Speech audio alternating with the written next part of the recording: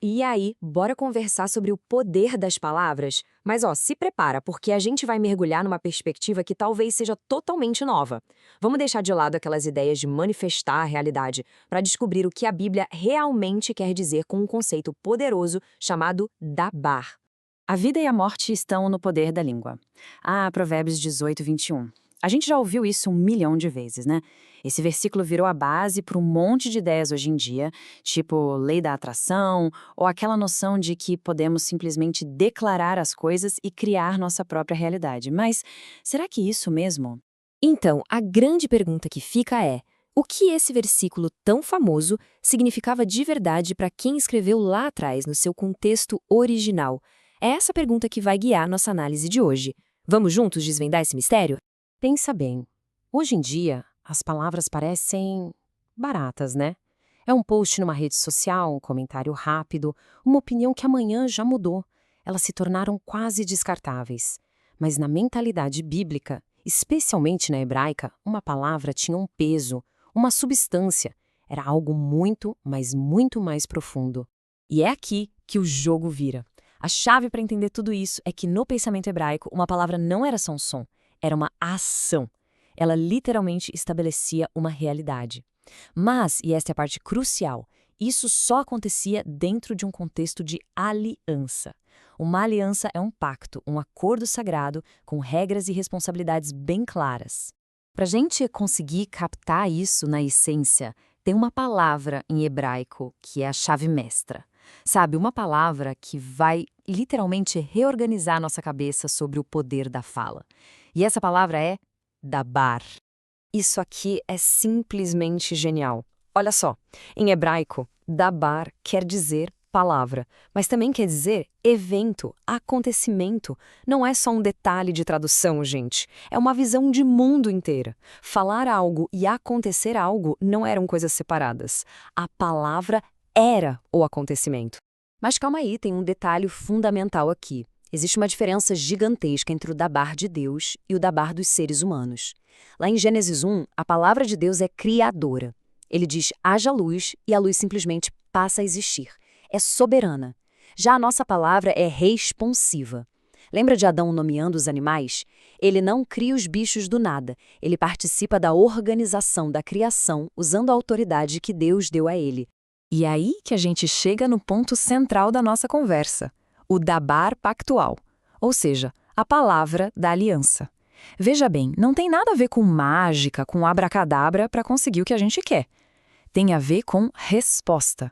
É falar e agir dentro dos termos de um relacionamento, de um compromisso que já existe. Beleza, agora que a gente entendeu o conceito, que tal fazer uma viagem? Vamos ver como essa dinâmica da palavra de Deus e da nossa resposta se desenrola em toda a história da Bíblia, de Gênesis até Apocalipse?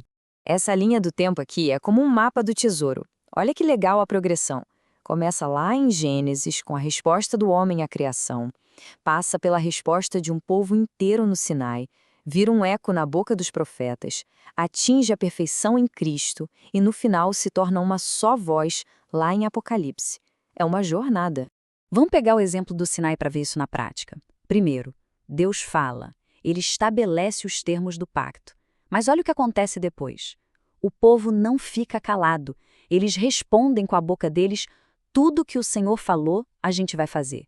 A aliança não é imposta, ela é selada com a palavra deles, criando uma realidade de compromisso. E tem aquele exemplo espetacular do profeta Ezequiel no Vale de Ossos Secos. Pensa comigo, Deus podia simplesmente estalar os dedos e trazer todo mundo de volta à vida, né? Mas não, ele olha para o profeta e diz, profetiza. Ele chama um ser humano para participar, com a palavra, da realização do plano dele.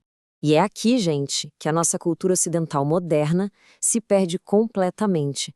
Participar não é ter autonomia. Ezequiel não está criando vida do nada com o poder dele. Ele está alinhando a palavra dele com a ação que Deus já decretou. É uma parceria, não um ato solo. E toda essa história, toda essa dinâmica chega no seu ponto máximo, na sua perfeição, em Jesus. Ele é o dabar pactual perfeito. Ele mesmo dizia, eu não falo de mim mesmo, eu falo o que o Pai me mandou falar. As palavras dele são a pura vontade de Deus. sem distorção, sem ego, sem uma agenda oculta. É a unidade perfeita da aliança. E conforme a gente vai chegando no final da história, essa união entre a voz de Deus e a voz humana fica ainda mais próxima, mais íntima. É uma imagem de harmonia total, sabe? O Espírito fala e a noiva, a comunidade de fé, ecoa essa fala. Fala junto com ele. O que nos leva direto para essa cena final poderosíssima. Em Apocalipse, o Espírito e a noiva dizem: Vem. Presta atenção nisso. Não é a igreja tentando criar uma realidade ou forçando a mão de Deus. É a igreja em sintonia perfeita, ecoando o mesmo desejo do Espírito. É o Dabar pactual na sua plenitude. Uma única voz em unidade total. Ok, muito legal tudo isso, mas e daí? O que isso muda na nossa vida hoje? Muda tudo. Significa que a gente precisa resgatar o peso das nossas palavras, entendendo que o nosso papel não é criar, mas sim ecoar a aliança. De um lado, a gente tem a distorção, a versão pop que a nossa cultura engoliu.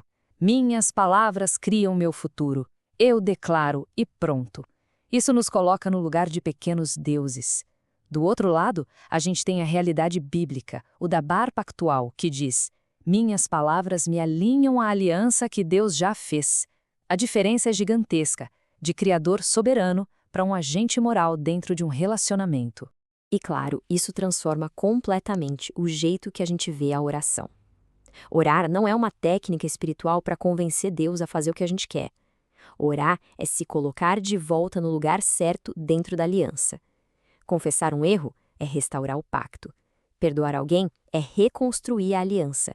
É tudo sobre alinhamento, não sobre manipulação. No fim do dia, é simples. O que sai da nossa boca só mostra quem manda no nosso coração. Nossas conversas, as reclamações, a fofoca ou as palavras de fé, tudo isso é um outdoor que mostra a quem a gente é leal. Estamos ecoando a incredulidade do mundo ou reafirmando a aliança da qual a gente diz fazer parte? E para fechar, fica uma pergunta bem direta para a gente pensar. Se a nossa vida fosse avaliada só pela coerência entre o que a gente diz e o que a gente faz, a nossa palavra teria algum peso de verdade?